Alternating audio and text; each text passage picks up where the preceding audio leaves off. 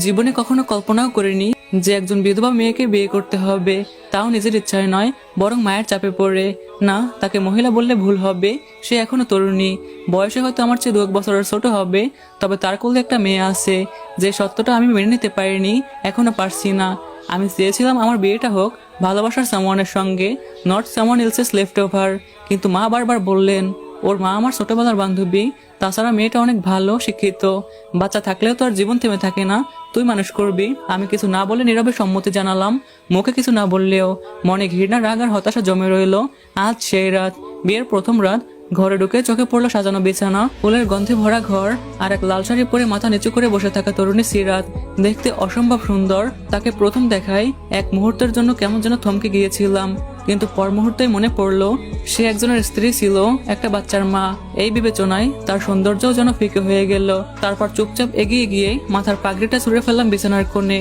সিরাত চমকে উঠলো, কিন্তু কোনো কথা না বলে মাথা নিচু করে বসে রইল। আমি ঠান্ডা অথচ কাটাই মরণে কণ্ঠে বললাম, দেখুন, এই বিয়েটা আমি নিজের ইচ্ছাই করিনি, মায়ের আবেগে বাধ্য হয়েছি। আপনি আমার স্ত্রী কেবল কাগজে কলমে, মোটেই বাস্তবের নয়। আমি আপনাকে স্ত্রী হিসাবে স্বীকার করব না, আর আপনার মেয়েকেও আমার সামনে আনবেন না। আপনার কোনো অধিকার আমার উপরে নেই, সেটা বুঝে চলবেন। বলে দরজাটা ধাক্কা দিয়ে বের হয়ে এলাম। পিছনে হালকা ফোপানির শব্দ পেলাম, কিন্তু ভান করলাম আমি যেন কিছুই শুনিনি। তারপর আমি ছাদে উঠে গেলাম। রাতটা ছিল অপূর্ব সুন্দর, আকাশের উপরে চাঁদ, ঠান্ডা হাওয়া।